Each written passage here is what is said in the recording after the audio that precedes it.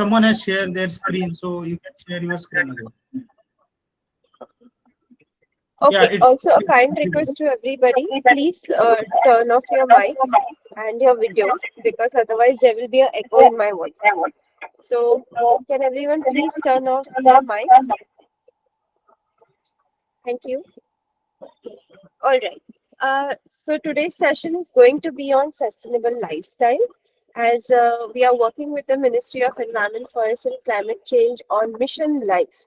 So to introduce a bit more about EIACP, that is our department, I invite Mr. Nandakishore Dubey, Program Officer EIACP BNHS, to tell us a bit more about what we do and what our objectives are. Thank you, Gargi, and welcome you, ma'am, to our today's webinar on. So, about the EICP, EICP stand for Environment Information Awareness Capacity Building and Livelihood Program. Actually, we are a resource partner, and all over India there are 60 centers working on various subjects. So, BNHS EICP is working on the avian ecology. Simultaneously, we are conducting the various activity related to mission life, and today's webinar is basically on uh, uh, based on the mission life initiative program. As a part of EICP program, it was established in 1996, and this program is completely supported by Ministry of Environment, Forest and Climate Change. So when we have started this program, so there are a few objectives you can see here. Like the first and major objective is to publish a Bureau's newsletter. Basically, this newsletter is based on the giving information on avian ecology to the readers, and this Bureau's newsletter is free of cost.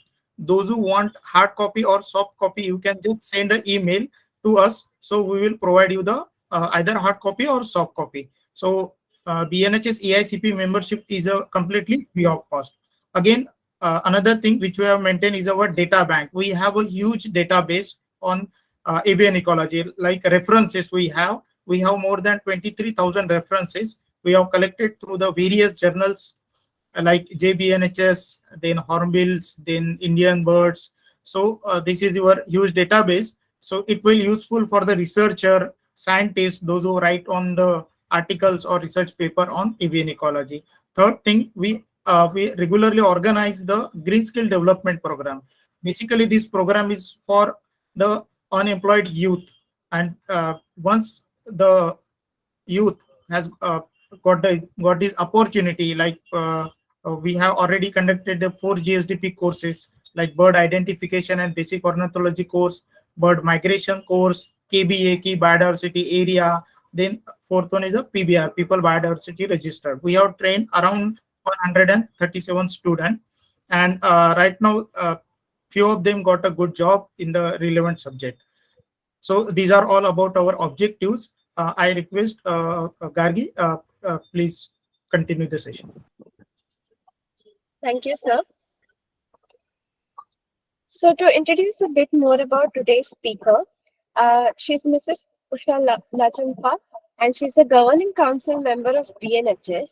I'm thrilled to have her today because she's going to speak on something which is very important. I don't know if you all know, it's raining in March here in Mumbai at least, so you know there's a lot of climate change happening.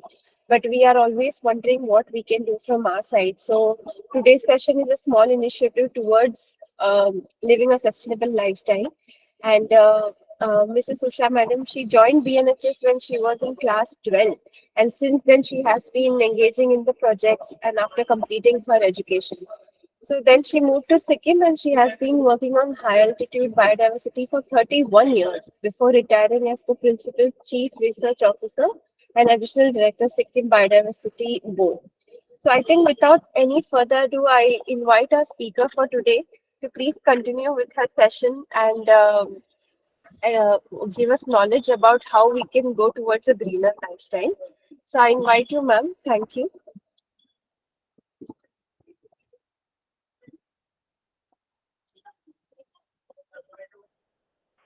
Can I share my screen now? Yes, ma'am, you can.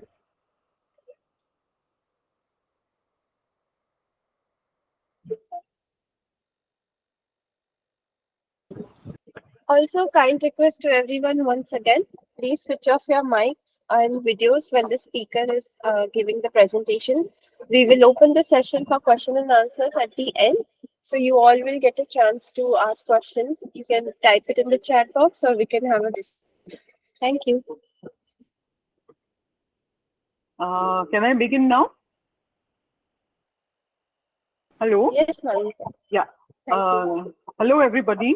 And first of all, a big thank you to BNHS for organizing this at such a short notice for me to talk to you all about sustainable lifestyle through the BNHS EIACP resource cell. I'm very happy to be able to talk to you today. And I will show you a few slides on my experiences on trying to live a zero waste lifestyle. But I'll link it with this mission life, which stands for lifestyle for environment. So with no further delay, I'll go to my next slide. This program called Mission Life was launched by the Prime Minister, our Honorable Prime Minister, almost 5 months back in October, almost to the date. And this is piloted by the Niti Aayog and implemented by the Ministry for Environment, Forest and Climate Change. And the main idea is how we can mobilize our own citizens to take not only individual but collective actions for protecting and preserving our environment for at least 5 years hence, till 2027. And within the whole of the country, it is envisaged that at least 80% of the villages and urban local bodies will become more sensitive towards the environment. That is by 2028. So in this mission, there are some 75 individual LIFE actions across 7 categories which have been identified. I'll go to them right away. I think I'll skip this because I don't think there is an audio in this. There's no audio. So these 7 categories are, as you can see, energy, water, single-use plastic, how to reduce single-use plastic, how to adopt a sustainable food lifestyle, and how to reduce waste, how to adopt healthy lifestyles, and how to reduce e-waste. So there are 75 actions given on the right-hand side, and of those actions, many of those we already are practicing. Being in a country like India and being in this situation where most of the time we are talking about single-use plastic, about recycling. So coming to the point number 1, there you can see there are some 19 actions which many of us already know about and we already have in our houses or we are practicing in our own life. Like for example, I'm sure most of the bulbs or almost all the bulbs and tube lights in our house must be LED. So we often travel, especially in places in cities, even in the remote rural areas, we use buses or we use trains. And these days, because of malls, people are forgetting how to use stairs. But it is healthier to use stairs instead of elevators, and as far as possible. It's not only for the environment; it's for our own health as well. And switching off, the vehicle engine lights. I mean, these are things. People are now more and more they are riding bicycles or carpooling with friends. Or on most of the houses, you will find these days people are going towards installing solar water heaters and using biogas in the villages. There are, and I'm sure in every home we now use pressure cookers. And there are these, you can see, the defrosting of refrigerators at number 18. I think even those fridges have been more or less phased out. But in the smaller fridges, you do need to defrost. So these are some 19 actions which you will find on the net also. And you can actually see how many of them you are already doing, maybe in your homes or in your classrooms or in your offices. So just coming to, in short, to the first one, energy, where we just spoke about all those 19 points. We can just look at a few of them. Similarly, for water, we can see out of those 16 activities, which are the ones which are most convenient for us, so that at the end of 5 years, we are at least doing most of them. So this is a small picture of the LED lights and tube lights and mission life itself has got a lot of these little cartoons and pictorial depictions of saving energy in different ways. They have stickers also, I think, and posters. So those are, I think, also available on the net, and you must try and publicize them as far as possible.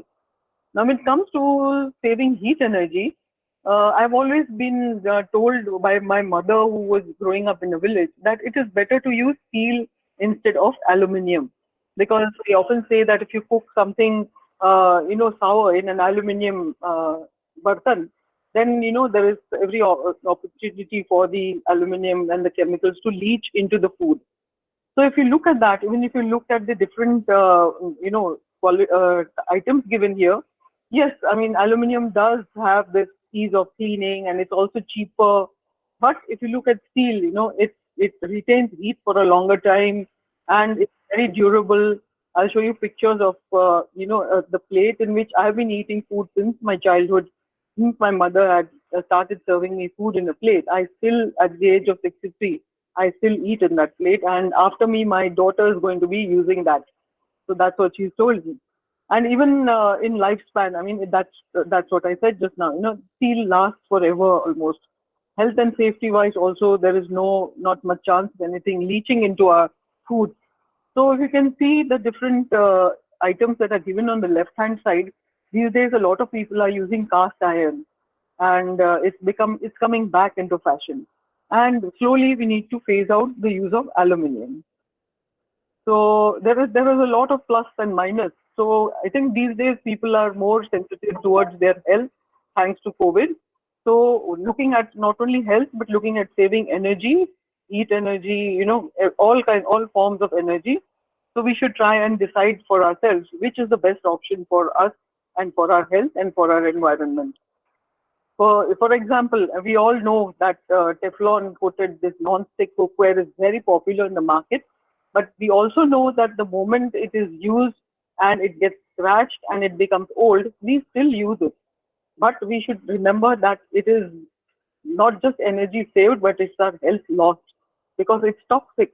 And what is toxic? The non-stick coating of PTFE is polytetrafluoroethylene. It's a plastic polymer that leaches the toxins when it is heated and when it is heated to a very high temperature. And that is very toxic for the mother who's cooking the food or the father or whoever. So it's very important that we know what we are putting into our bodies and what then we are throwing out into the environment. Then here I would also like to say that in saving energy, we also have this thinking, oh, now, everybody has LED and so it's very cheap and it doesn't use much electricity. So people leave these huge lights on throughout the night. Not only is it bad for the insects and the animals that move at night, but it's also causing a lot of light pollution. As you can see here, if you switch off the lights at night, not only are you saving energy, you actually get to see what the sky looks like at night. And for this, I'd like to show you a very interesting slide of India's first dark sky reserve, and that is in Hanle in Ladakh. So I'm sure, I mean, it will be very good for you to know that the night sky where you can see the Milky Way and you can see all the constellations and stars. It's amazing that in India we actually have a dark sky reserve, not only for astronomy and astrophysics research and wildlife conservation, but it also puts an emphasis on cutting down light pollution. So we come to point number 2, which is saving water. Everybody knows we should save water, we should turn off the tap, and we should not waste water. Everyone has been talking about rainwater harvesting, how you can have crops which need less water, and how you should reuse water, how you should do drip irrigation, how you should soak your heavy pots and pans, how you should not throw the stored water that, every time you get fresh water, we should not just be throwing that, but you can use it to water our plants, put them in maybe your bird baths and even to wash your vehicles, not to use hose pipes. A bucket will use much less water. And anything, any tap, any flush, any water pipe is leaking, those leaks should immediately be fixed. And we can actually put these days water efficient fixtures for not only taps but shower heads and toilet flush units. So there are these 16 actions given, if you just look through them, you will find there are a lot of things that either we are already doing or we are trying to do, and some we can do in the villages, some we can do in our own houses in cities as well. So here is a couple of visuals. One is on how rainwater harvested from a roof can help with washing clothes, flushing toilets, watering gardens, washing cars, and then the main tank also for using this water for a long period of time can overflow and go into a well and recharge the ground aquifer. There's also emphasis these days on a healthy lifestyle by using clay pots, what we used to use during our childhood, during my childhood, during my grandmother's childhood. We always used to have a cool pot from where we used to pour out very cool water and have it. And these days, many people have also started keeping water out for passers-by to drink. So it's a very healthy sign. The cleanliness of the water should be ensured, but the minerals that you get from this water is a very healthy benefit. So coming to the point number 3, single-use plastics. There is n number of ways that we are trying to reduce the use of single-use plastic. We can use glass, we can use cloth bags, we can do a whole lot of things. I'll show you some visuals on that and talk about it, and then we'll move to the sustainable food habits that we can adopt. So coming to single-use plastic, we can see, what I was just talking about, using cloth bags, refusing plastic bags in shops. Even if they are giving you say, no, I don't want, I'm carrying my own bag. I'll go home and separate my vegetables or my fruits. I carry my own water bottle, and hopefully not just Tupperware, but a metal bottle, which I can use for a long time. And at home earlier, I remember we used to get things like Horlicks and all. If someone fell sick, we used to go to their house with a bottle of Horlicks. And those glass bottles, still we use them to keep pickles and to keep things. So reusing glass containers. Glass is very hygienic, and glass doesn't have any harmful chemicals leaching into our food. And of course, we have regular cleanup drive. You must have been doing, in your own areas, cleaning up your localities, cleaning up your ponds and water bodies, talking to people about, not using plastic, plastic cutlery during events like weddings and any programs. You find that people, even while on the highways, you find that the shops that are selling snacks, they will start giving out little plastic spoons. So it's always easy to carry your own spoon, and it's more eco-friendly and it's more healthy also, because you don't know where that plastic spoon has been, whether it's been, and it's not going to go away. The main thing is it's not going to go away even if it is put in a dustbin. Turning off taps, if for women, especially using menstrual cups instead of sanitary napkins, would really add to, a lot of relief to the landfill sites that we have been overloading with our garbage. And using recycled plastic instead of virgin plastic. Then, of course, when we were small, how we used to carry steel lunch boxes. So why carry lunch boxes which are cheap plastic? Either you have recyclable plastic or steel. And I would like to emphasize on the point number 44 in the next slide. There will be no audio, but in the video you can see, there's a lot of these videos on YouTube.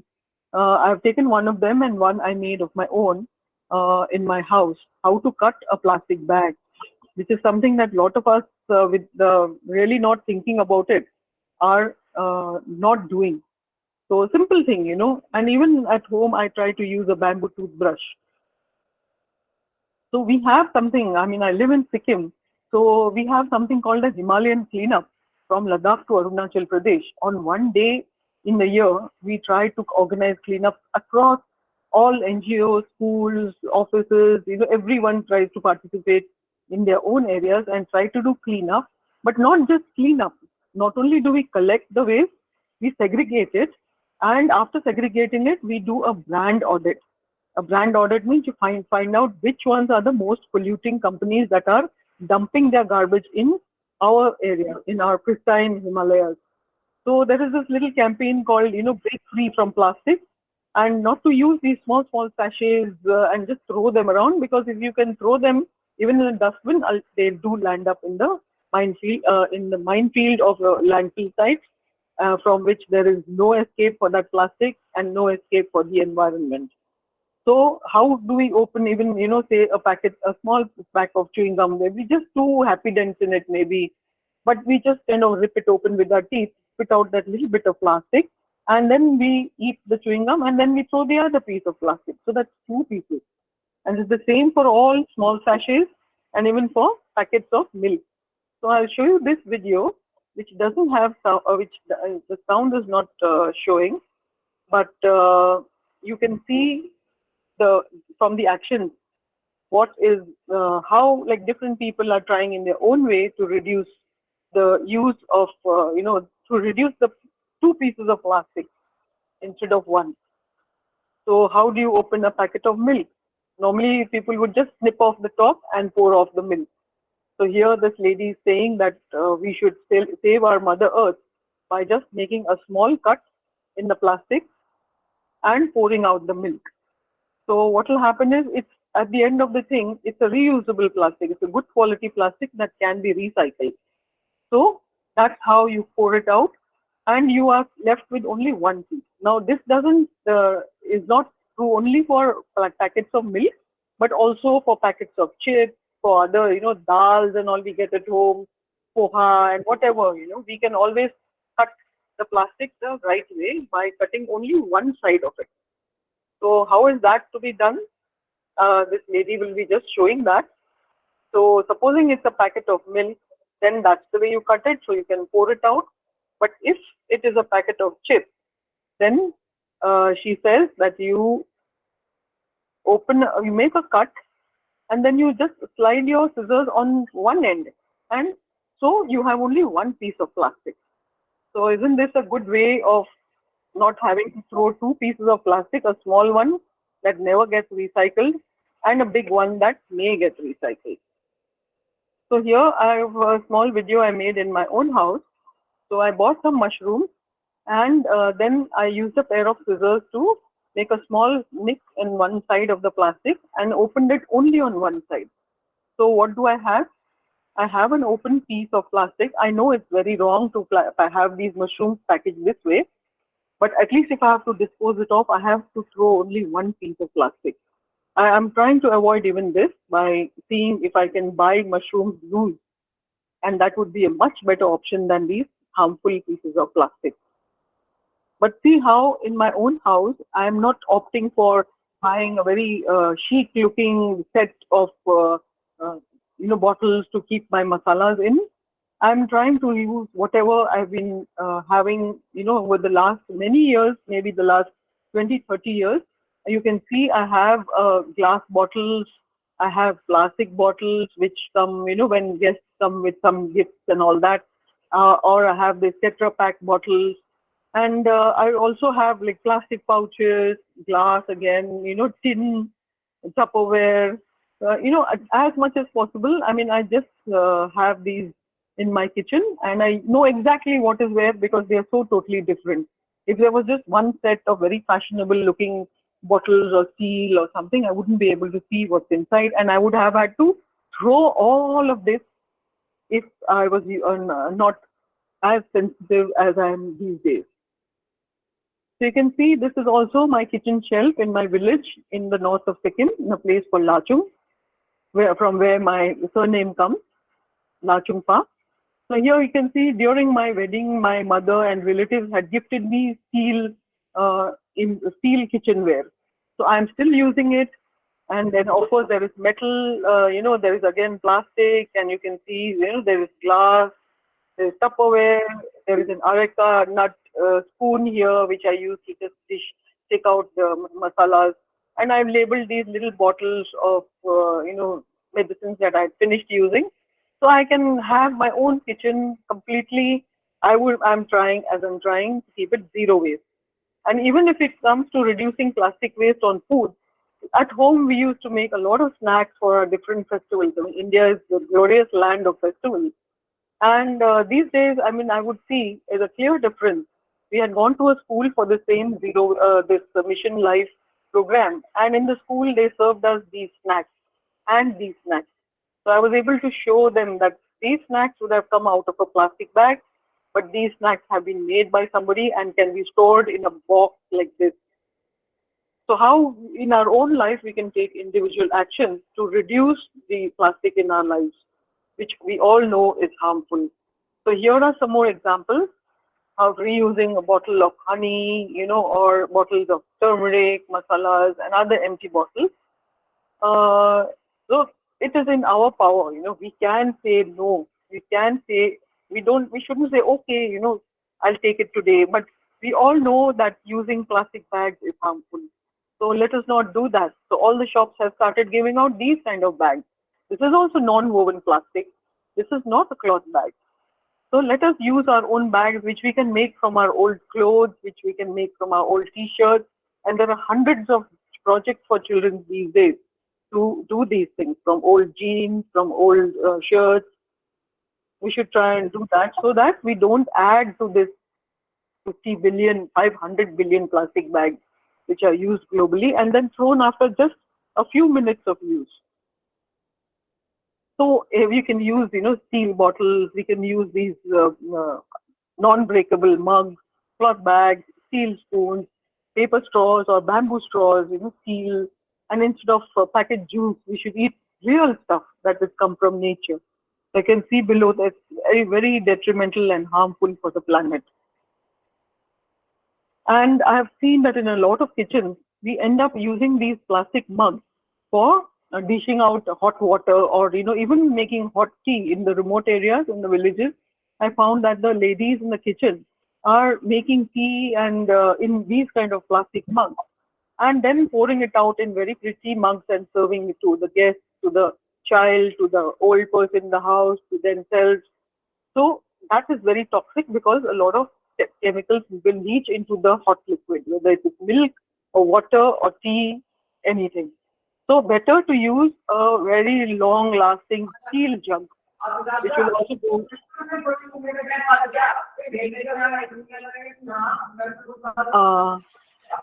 Hello. Can I continue? Yeah. Hello, Indrajit Singh, please. Thank you, sir. Madam, please continue. Yeah. So what I've done in my kitchen is I've invested in an induction so that I can save on gas because gas comes from underground and is not renewable, whereas electricity is a renewable resource. So I can use the steel jug, I can use it on induction, I can use it on gas, I can use it, if it falls also, it's not going to crack, and I don't have to throw it away. If you can see this, I have put a tape on this place in this plastic mug where there was a crack which had developed. Otherwise, I would have had to throw it. So I just use it for cold water. So there is another thing, like a small video on why we should not drink from plastic cups hot drinks, tea, coffee, water. It's a nice little video. I wonder why in this presentation, I checked it this morning, it was playing.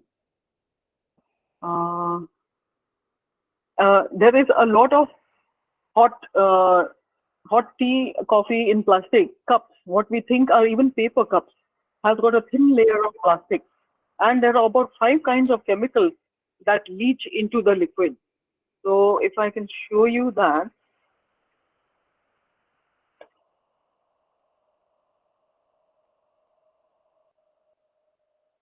You can read the text at the bottom if you can. It says tea is a refreshing drink and that it helps you, we say that you just can't do without your cup of tea. There's nothing quite like a freshly brewed pot of tea to get you going in the morning. Everyone thinks that they can't do without tea. So having said that, we think that, and tea is huge business throughout the world. Anywhere you go, we say, let's have a cup of tea, but what is behind that? What is behind drinking the tea? If you take it in plastic cups, why it is dangerous? There is this phenomenon called migration when the chemicals migrate into the plastic, from the plastic into your liquid. So the leaching of additives. Now, what are these 5 most harmful chemicals that are added to plastic cups? We drink coffee and all when you buy. You can see this. styrene, bisphenol, formaldehyde, vinyl dioxin, and the last one was the most, I think, potent one. But why are people adding this? Why is it? Because it's cheap, just because it saves them a lot of money. So what we should do is we should avoid plastic cups for hot drinks. So having said that, let me go back to my presentation.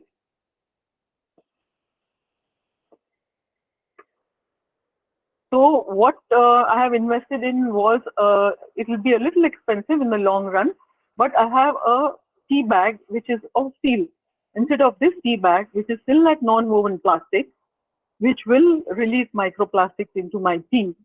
So I took out the tea leaf from here and I put it separately into the steel tea ball or something like this.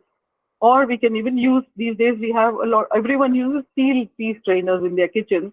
But in our areas, people also use bamboo tea strainers. So microplastics, we know now that they leach into the hot liquid.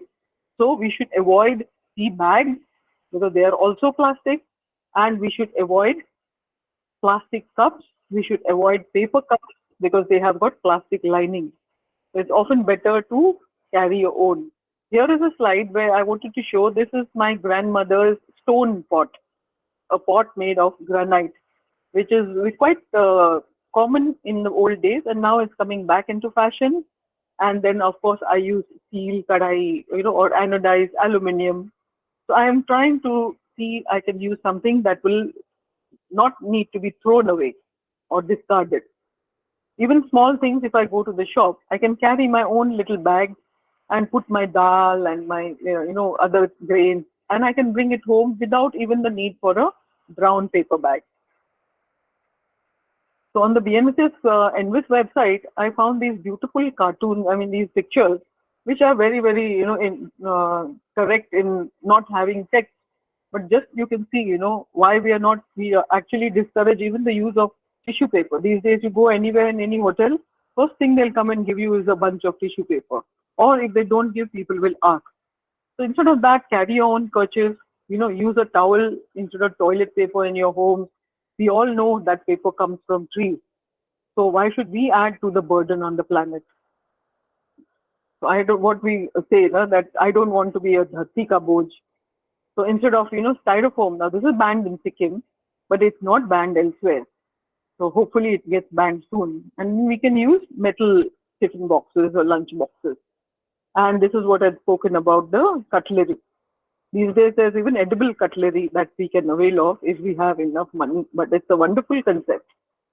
So what we should do is we should choose loose. If you go to a shop, go with our own bag and buy loose. When you buy loose, you have less to throw away. If you buy a packaged bread, you have to throw away this plastic. But if you buy it open and put it in your bread box, you don't have to throw away. It's the same with these. If you buy them like this, there is these multi-layered plastics which are very dangerous. So if you go to a shop, it's very obvious. Would I want to choose these healthy things on the right hand side or these packaged things which have got 1 year date? You keep a fruit for a few days, it will spoil. But here you have juices which you can keep for 1 year. So the amount of chemicals that are in it going into our system. So which side would we choose? Very obvious. Then I'll come to the sustainable food lifestyle. Again, talking about some of my own personal experiences. Uh, I'll share, I mean, now this is the International Year of Millets. So people are trying to, throughout the country, we are trying to introduce millet back into the diet. Why only rice and why only wheat? Why only maize? So there's so many foods in our diet which we can add, which are highly nutritious. We can compost our food waste, using eco bins or using the khambas. I'll show you some pictures. Or those who don't have space can have balcony gardens, balcony kitchen gardens, terrace gardens. Even schools can have those. You can have your own herbal garden.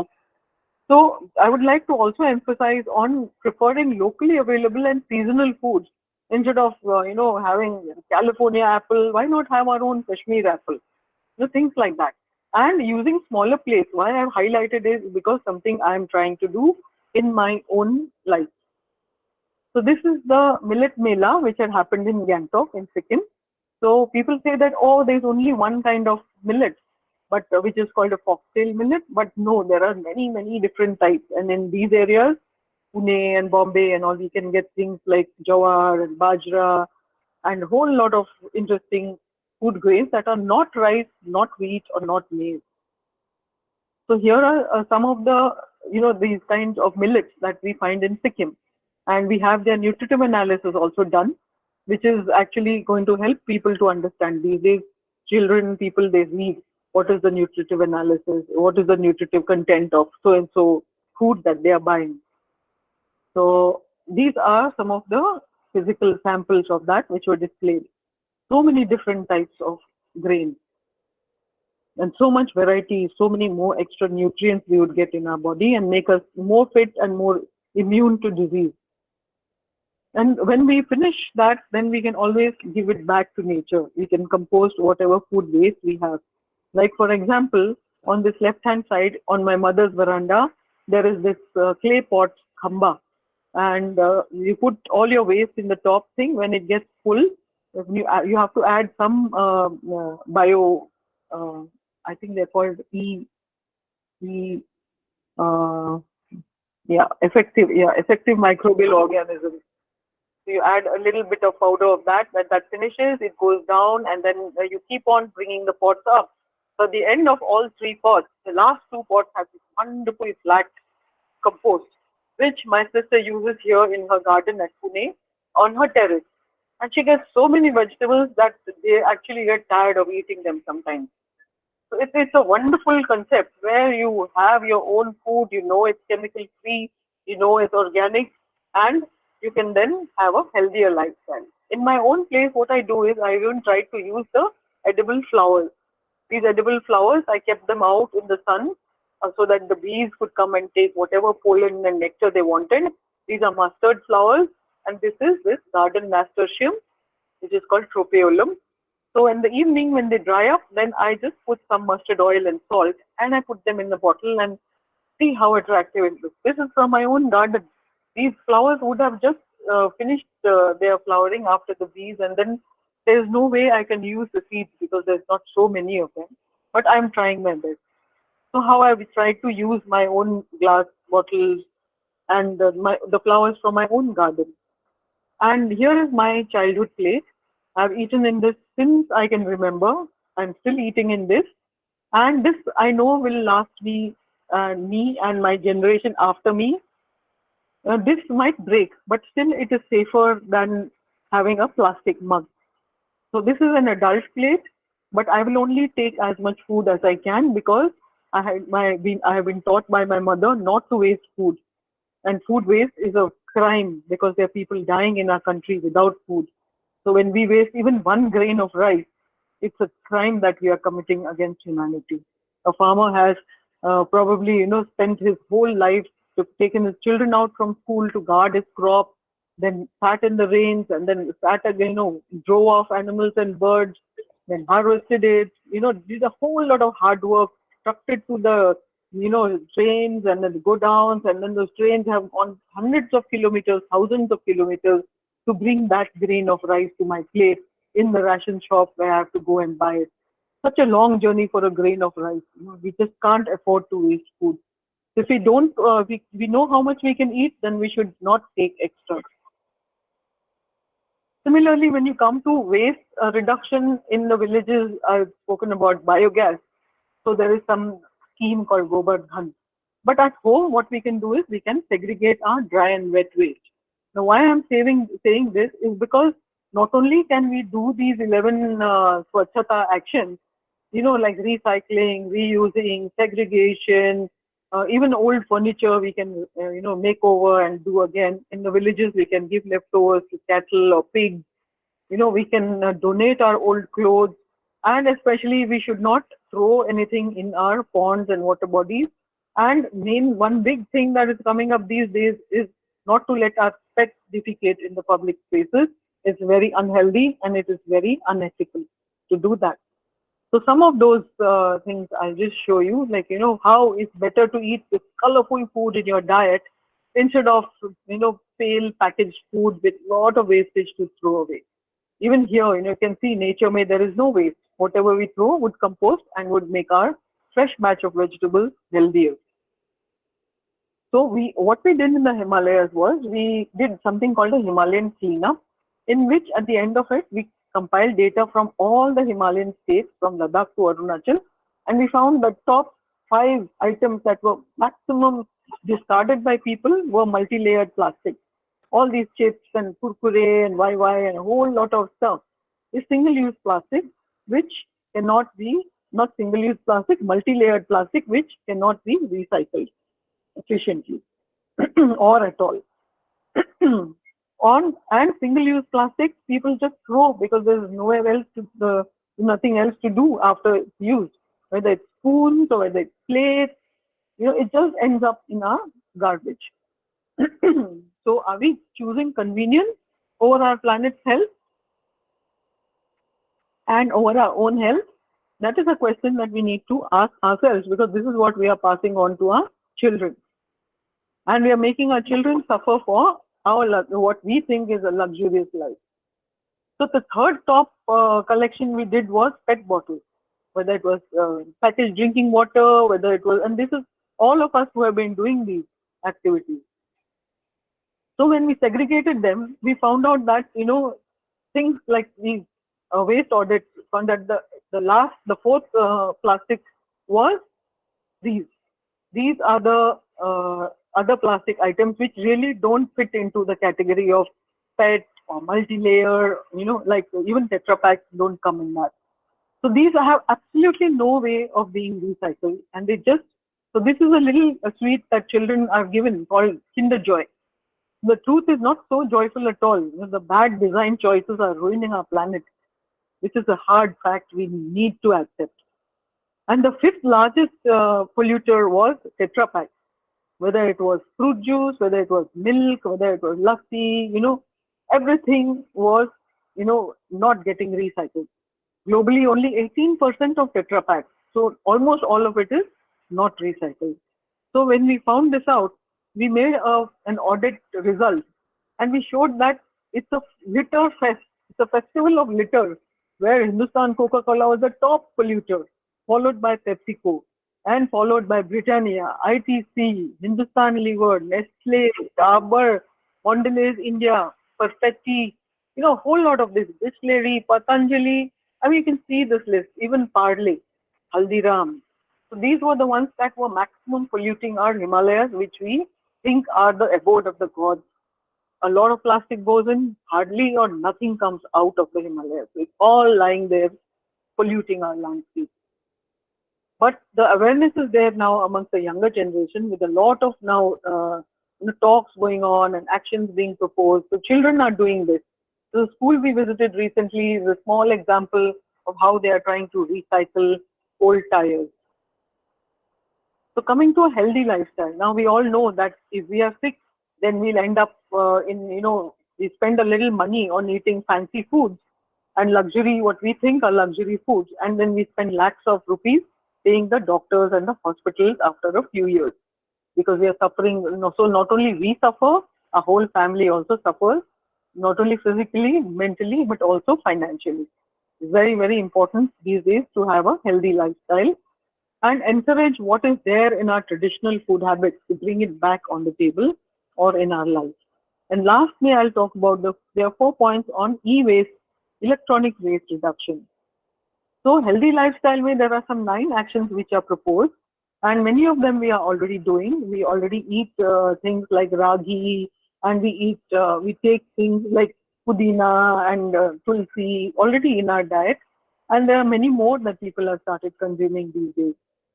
And try as far as possible to look for non-chemical grown food.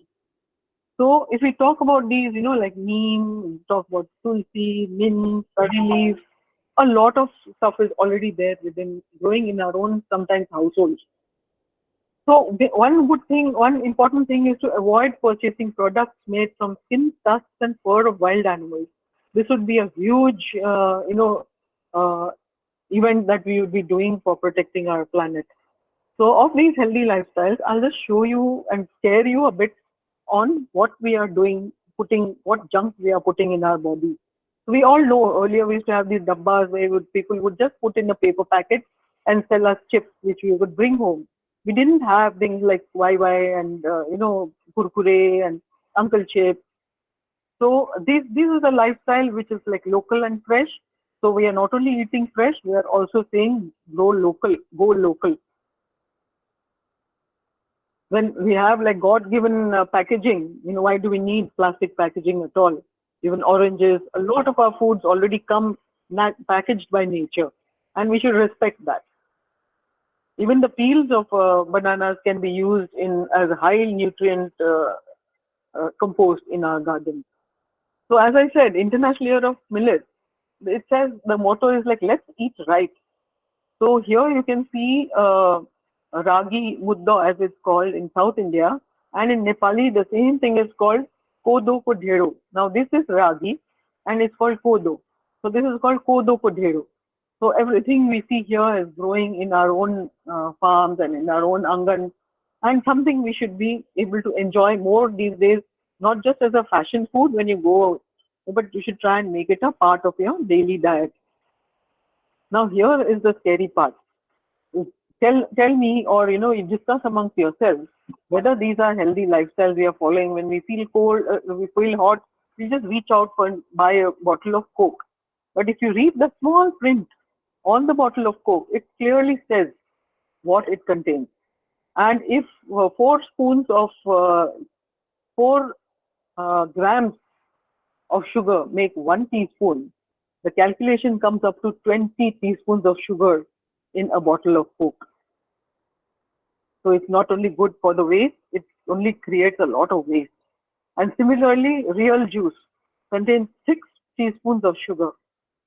Slice, a very small pack of slice, contains 4 teaspoons of sugar.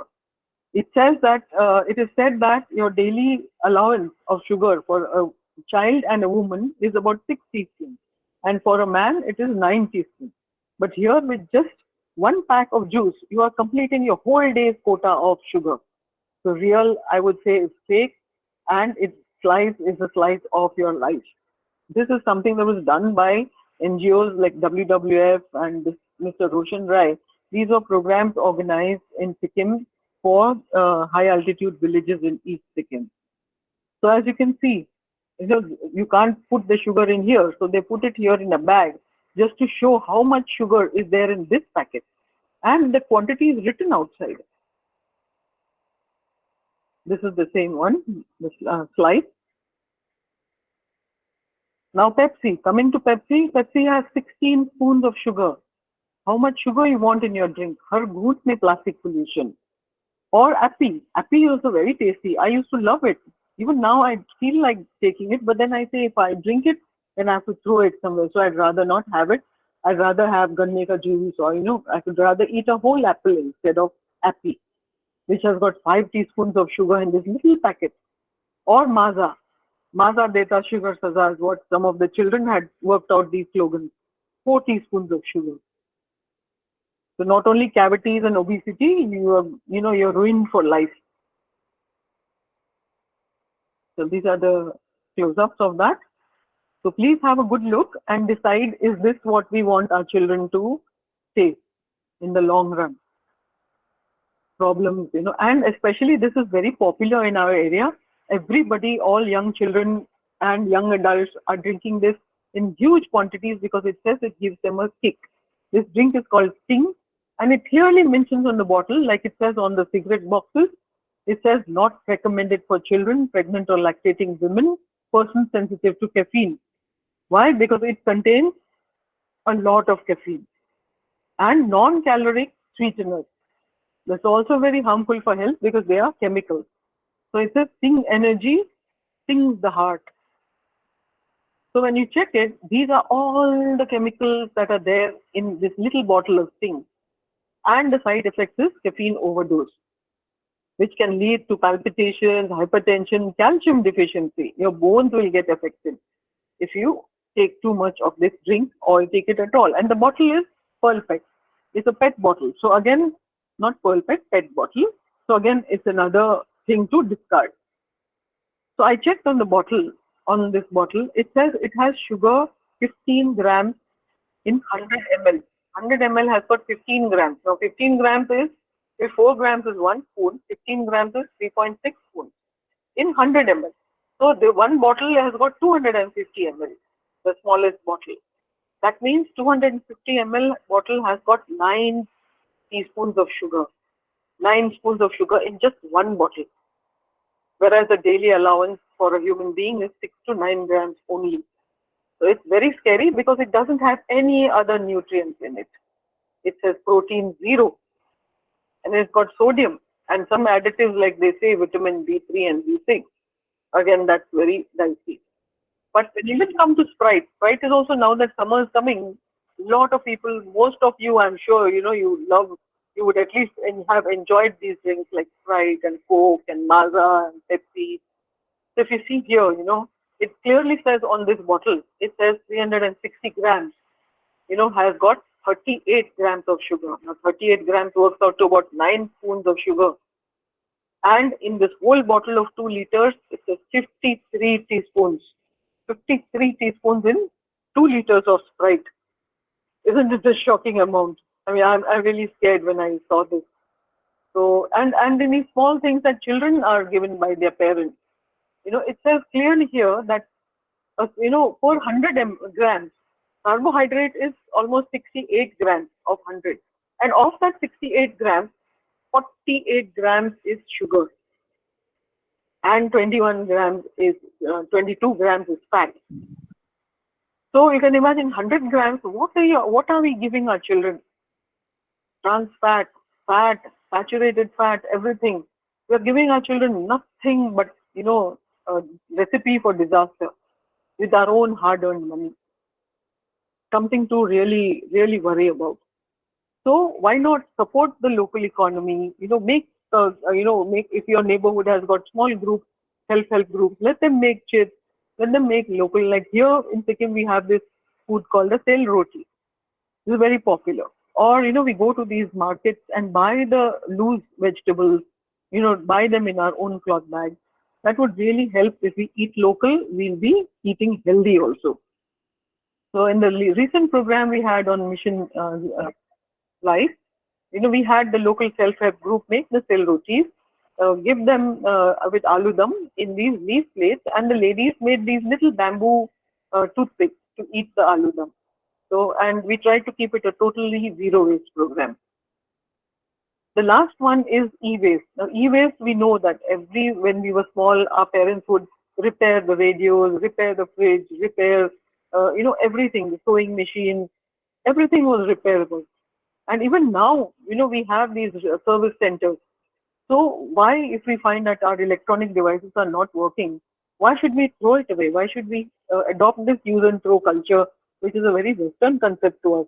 We Indians have always been really good at recycling, and we should make sure that we are doing it the right way. So all these, and there are 4 actions here which are given, which you must have read by now. So having said this, I would like to end my presentation. Thank you so much.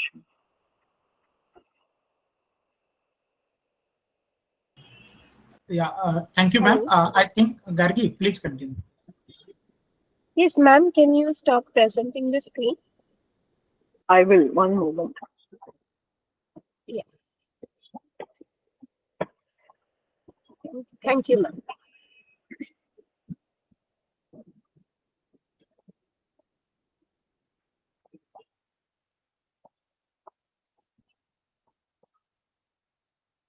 I thank you for giving me the opportunity. I hope you also would pick up a few points for this in your daily life. Thank you so much. Thank you so much, ma'am. It was a wonderful presentation, and I think I speak on behalf of everybody here, hopefully. A lot of points that you said, I think they have been in practice since a long time because I've seen my parents do it. But unfortunately, some of it, I think we have lost now those habits. But I'm trying my best from my side at least to do a lot of things like you said. I've stopped using shrink wrap, instead using beeswax wrap, and so many other alternatives that I can find. And hopefully, a lot of our participants here are also doing the same. So, without any delay, I'll take on some questions that our participants have asked, ma'am. So, I'll read out to you, and then you can answer. Okay. First of all, a lot of people have said that it was a wonderful session. And so, the first question is from Anup Mukherjee. He's asking, while Sikkim has banned packaged drinking water and hotels supply filtered drinking water, what can be done by tourists on their behalf when they go?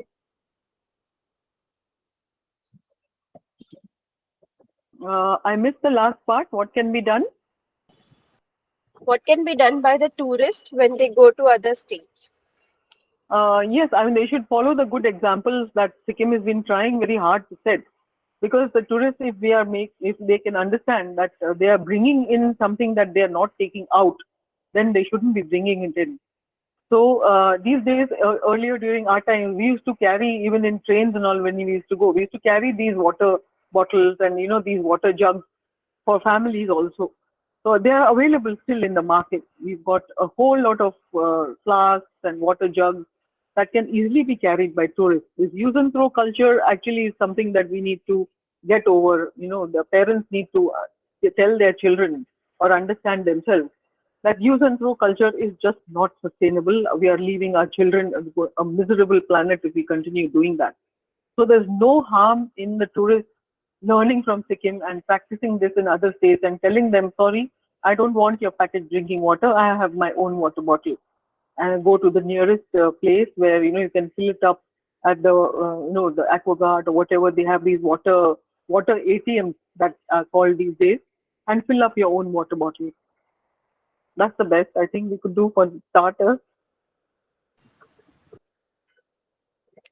Yes, and I think I agree with that, ma'am. And I think also, like you mentioned sometime before, carrying your own utensils wherever possible. Nowadays, we also have these steel straws and so many other alternatives. We have sporks, spoon and fork together. So, they have these compact things coming up, and I think they are a good alternative as a tourist.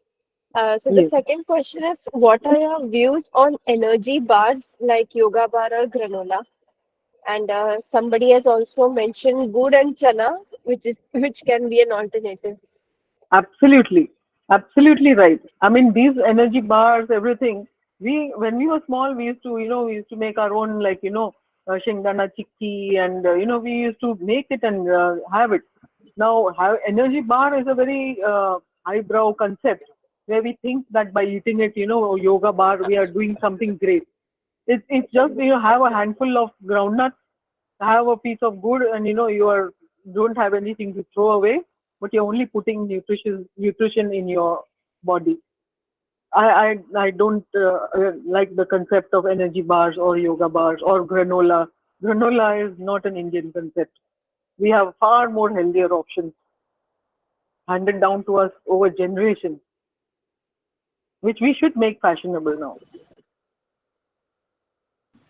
I hope that answers the Correct. question. Um, There are some raised hands also. I'd be happy to take any verbal uh, questions also.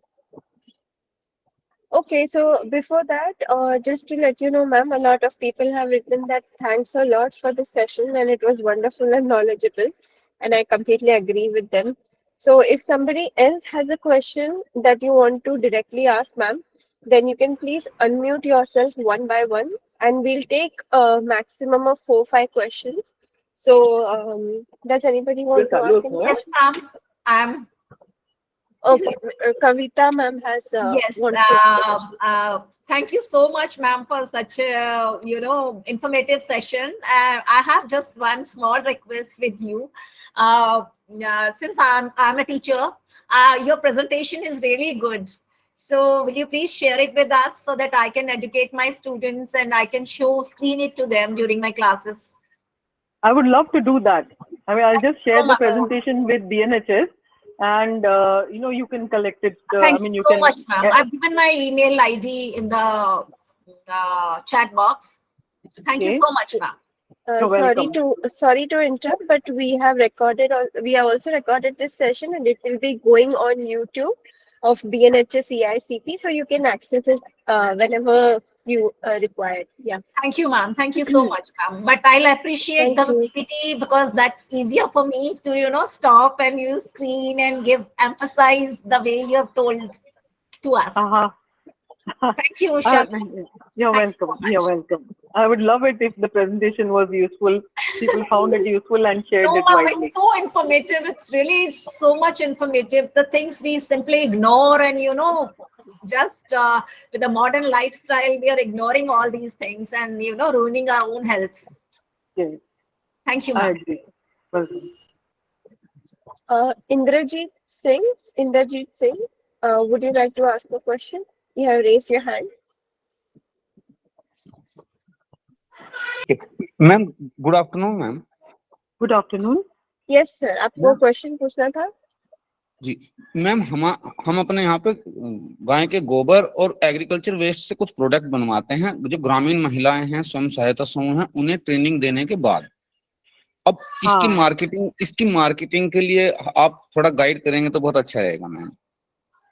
ये आप ही के area में जो self help groups वगैरह होंगी ना आपकी ladies की, तो उन्हीं के जी थ्रू अभी आजकल वो पंचायती राज में ये मिशन लाइफ का बहुत ही चर्चा चल रही है कि पहले जी स्टेज में अगर स्टूडेंट्स और यंगर पीपल, लेकिन बाद में ये था हर पंचायत लेवल में तो होना ही है। तो तभी जी वो मतलब बायोगैस हो या आप वो ब्रिक बना रहे हो, जो भी बना रहे हो, इवन जी ऐसे जो मतलब गाय वगैरह मीन चारा भी, आजकल वो चारा भी गुड़ वगैरह मिक्स करके उसका ब्लॉक बना के वो ट्रांसपोर्ट करने में भी आसान हो जाता है। वैसे काफी है, गोबर की तो बहुत सारी चीजें भी बनती हैं। तो जी ये अभी जो इसमें आएगा पंचायती राज के इसमें, उससे आपको काफी लाभ हो सकता है। लेकिन जी आपकी आइडियाज उनको चाहिए ना, आप ऐसा मत सोचिए कि हमको उनसे कुछ मिलेगा। आप देखिएगा कि आप क्या दे सकते हो, कि आपकी एरिया का नाम भी हो और आपकी संस्था का भी थोड़ा वैल्यू बढ़ेगा कि ऐसी जी जगह से ये हो सकता है, तो आप दूसरी जगह में जाके भी सिखा सकते हो। जी तो ये हमेशा हम बोलते हैं कि हम गवर्नमेंट से एक्सपेक्ट ना करें, लेकिन उल्टा हम लोग उनकी सहायता करें, उनका जी हाथ जी बढ़ाएं। Thank you ma'am. Thank you. Thank you. One more question, Madam Vinayak has asked, does invasive species, are they harmful for cultural food, like our traditional food? Yes, many of them are not very useful to us because they are not from our soil, they are from some other continent. But some of them, like, where you can't beat them, you can eat them. So you can use them. Many of the places, even if you can't use them, you can mulch, like अभी ये जो साहब बोल रहे थे, वो mulching वगैरह में काम आ सकता है। और उसका मतलब हम लोग ये कंपोस्ट वगैरह भी बना सकते हैं। बट मेन थिंग इज उनको फैलने नहीं देना चाहिए, क्योंकि वो हमारे देश की सब्जी या प्लांट पौधा तो है नहीं, पेड़ तो है नहीं, और हमारे पौधों को वो नुकसान भी पहुंचाएगा, और हमारे जो बर्ड्स हैं, बटरफ्लाइज हैं, उनके लिए भी उतना ज्यादा मतलब प्रॉब्लम हो सकता है उनको। मेनली एक्वेटिक तो होना, हाँ जी, एक्वाटिक, बिल्कुल, होना। वो मछलियों को भी ऑक्सीजन नहीं मिलता है, वो पूरा चोक कर देता है। तो उसको निकाल के उसका क्या आप बोर्ड बना सकते हो, आप उसका कुछ कर सकते हो। तो कुछ मतलब आपकी लोकल आइडिया आप देखिए कि इसका क्या कर सकते हैं हम। मैट वगैरह बना सकते हैं क्या, कि उसका मतलब खाद ही बना सकते हैं हम। मतलब आइडिया तो हम लोगों से आनी चाहिए। और मोर इम्पोर्टेंट कि आजकल जो यंगर जनरेशन है उनकी आइडियाज बहुत अच्छी हैं, क्योंकि ये लोग सब गूगल वगैरह में मतलब वो इंटरनेट पे देख के भी नया नया सीख रहे हैं। तो उनसे भी हमको काफी सीखने को मिलेगा, हमारे नेक्स्ट जनरेशन से। तो इन्वेजिव स्पीशीज का हम भी अग्री करते हैं कि it's a very big problem, और उनको डील करना भी हमारे हाथ में है। कितने सारे फूल हैं जो लोग सोचते हैं बहुत सुंदर दिखते हैं इसलिए वो लगाते हैं, लेकिन वो फूल हमारे हैं नहीं, वो पूरी लैंडस्केप को इन्वेड करते हैं जी। Most of the native species are endangered due to invasive species of fauna. बिल्कुल। एक हमारे यहाँ एक अफ्रीकन जायंट अफ्रीकन स्नेल है, एक वो स्नेल को हिंदी में क्या कहते हैं हम, मराठी में गूगल गाय कहते हैं। तो स्नेल्स वगैरह भी अफ्रीका से आए हुए हमारे यहाँ बहुत रेड क्रैब मतलब भी आया है। जी, और वो ये भी अपना जो दांत वाला फिश कौन सा है वो जो मछली tilapia, I think. tilapia is a mouth breather. Yes, that is also नहीं वो red bellied paku जिसको वो पिक्चर बनी होती है ना, which they eat people. They what are those thing fish?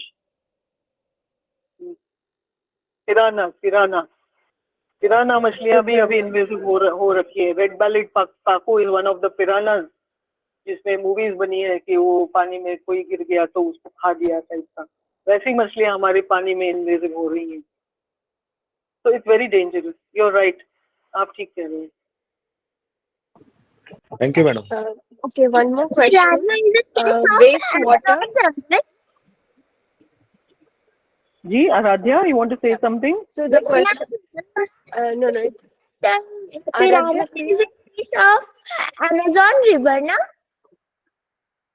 Yes, South America. Yes, you're right. Thank you. Good observation. Okay, so one more question is from Loka. They have asked, water waste from RO filters, can that be reusable? Yes. From RO filters, I mean, one shouldn't waste any water, whether you're using it in your garden, grey water also you can use in your garden. You can use to wash vehicles. The main thing is to store it and use it and not just throw it, because it will just evaporate and go, Yes, surely it can be reused. Right.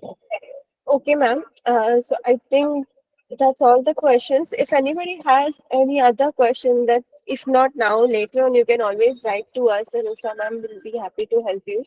And as she has said, she'll share the PPT also, and we are also going to upload the recorded session so that you can go through the same again. So thank you, everybody. Thank you so much, and thank you, Usha ma'am, for sharing a part of your life, which is so important with everybody. And I think it's a conscious decision that everyone has to make on their behalf. That's all I can say Sorry from for my side. interrupting, ma'am. Arrange again. Can I Yes, ask yes. the last question? Thank you so Arrange Yes, much. this type Aradhya. of Go webinar ahead. again. RO water is safe for us. Is it really safe for us? Because many people say that RO water have no minerals and it harms our health causes. I don't drink RO water myself. I have refused to put an RO machine in my house because I said that we grew up drinking water, because of which my immunity is good. We grew up okay, now we boil and drink water, but I have so far, I find that my children also are healthier because they can go anywhere and drink the water there and not fall sick. Unlike what I call these aquaguard babies. So I think it's very important that parents actually, take responsibility for the health of their children. Sometimes it's overprotection, and when you have polluted water in your area, it is natural that you would want to install. But I feel, this is my personal observation. I feel I don't want to reduce my immunity or my child's immunity by drinking only RO water and then going out and falling sick somewhere else. Does that answer your question, Aradhya? Yes, ma'am. I want to know that is it safe or harmful for us? So today I know that the RO water is really not good for our health. So thank you, ma'am. Thank you for my clearing my questions answer. Thank you. Usha ma'am, Thank you, last query. Last query to you, ma'am. If I can you conduct a session with our students if I invite you for that? Always welcome. I'd love to do online that. session only, ma'am. Haan So ji. yes, ma'am. I like to have your number so that I can contact you. I will share my number. Thank I'll you do so that. much, ma'am. You're welcome. Okay, thank you, everybody. Usha ma'am is going to share her number or email ID, and you can contact her.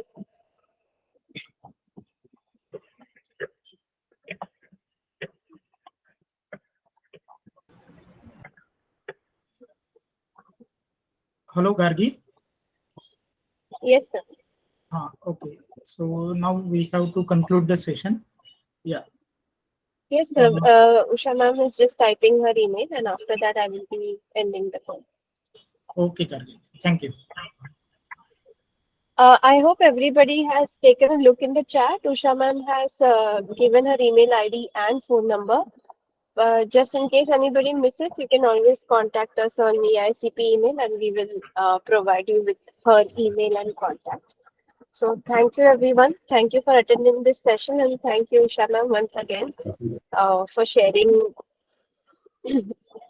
a part of your lifestyle. You're welcome. You're welcome. Thank you so much. Thank you, ma'am. Bye-bye. Bye-bye. Thank you so much, Bye. ma'am. Thank you, ma'am, for giving You're us this welcome. time, and it's a really useful session for all of us. Even we saw more than 100 participants, and all are Oh. touched through our